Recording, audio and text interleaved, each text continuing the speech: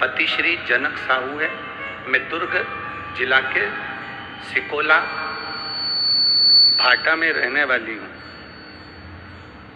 कहीं बैठी हो तो हाथ हिला सकती हैं जिन्होंने पत्र भेजा है। अगर कहीं बैठी हो तो अपना हाथ हिला सकती हैं। मेरा नाम हेम कुमारी साहू है, पति श्री जनक साहू। मैं दुर्ग जिला के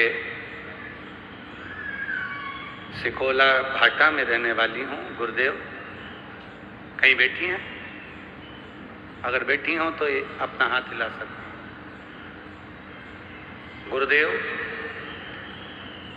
एक लोटे जल का मैं क्या वर्णन करूं। मेरे यहाँ संतान का सुख नहीं था।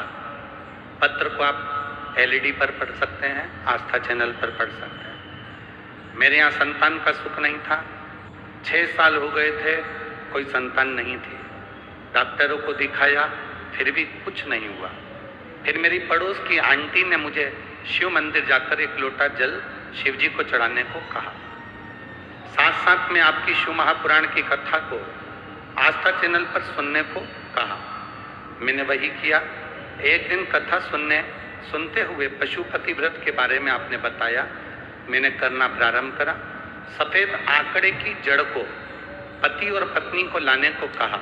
मैं उसको लेकर आई अपने पति के साथ। शिव जी पे से 21 बार घुमाकर तुम रुकेश्वर महादेव का नाम लेकर उस सफेद आंकड़े की जड़ को कमर में बांधने का कहा। नंदी के पास खड़े होकर शंकर के शिवलिंग को देखकर जड़ बांधने को कहा। मैंने वो जड़ बांधी और बाबा की कृपा से मेरा गर्भ ठहर गया। बाबा की कृपा से गर्भ ठहर गया। यह भोलेनाथ की कृपा थी जो मेरा गर्भ ठहरा। और गुरुदेव, गर्भ ठहरने के बाद में मेरे गर्भ से बच्चे ने जन्म लिया।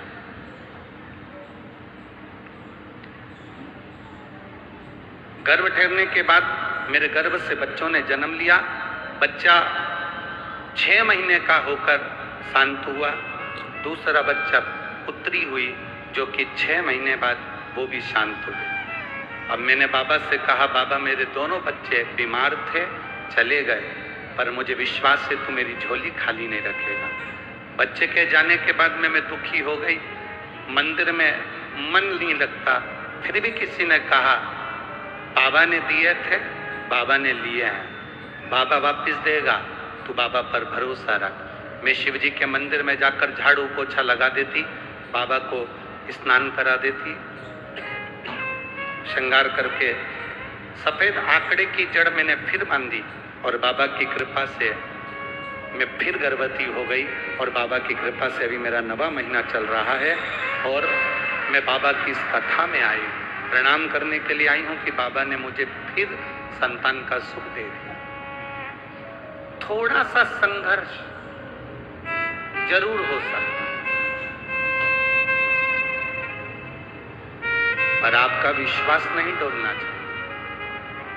आपका भरोसा समाप्त नहीं होना चाहिए। थोड़ा कष्ट जिंदगी में आता है, जीवन में आएगा। बच्चे चले गए माना, परंतु आप भगवान के दरवाजे जाना बंद नहीं करते। भगवान की चौखट पर जाना बंद नहीं करते। जब आप भगवान की चौखट पर जाना बंद नहीं करोगे, भगवान के दरवाजे जाना बंद नहीं करोगे, तो भगवान को भी लगेगा इसको मैंने इतना दुख दिया, इतना कष्ट दिया, इसके 2 बच्चे भी चले गए, इतना कष्ट इसके जीवन में आया, उसके बाद भी इसने मेरे दरवाजे पर आना बंद नहीं करा, तो मेरा महादेव दया कर कर फिर वापिस गोद भर देता है, वापिस प्रदान कर देता है। शिव तत्व कहते किसको है?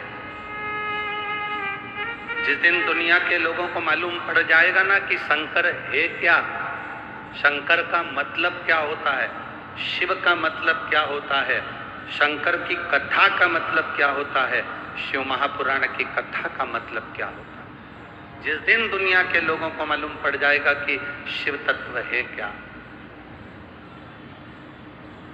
जैसे कौड़िया में रहने वाले लोग ही भगवान शंकर सहस्त्रेश्वर महादेव को नहीं पहचान पाते। दूर दूर कहीं शंकर का मंदिर होगा, वहां चले जाएंगे, पर अपने गांव में अगर शंकर का शिवालय है, कौड़िया गांव में सहस्त्रेश्वर शिवलिंग विराजा हुआ है, तो उसकी आराधना और उस मंदिर की प्रसिद्धि इतनी बना दो कि दुनिया के लोग उस मंदिर में दर्शन करने के लिए आए।